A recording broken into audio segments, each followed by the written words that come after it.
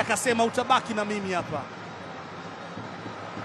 Haya, katika nafasi anajaribu kuingia ndani ya box. Maxi anakataliwa ndani. Zouzoua! Usijichekeshe. Yanga hawachekeshi. Kanyaga, fukia mbinguni. Ni Pacome Zouzoua anawanyanyua tena wananchi, anawanyanyua Young Africans. Ilikuwa linatengenezwa shambulizi, akajaribu kuupiga, lakini tazama kilichokuwa kinaonekana kwa upande wa Simba.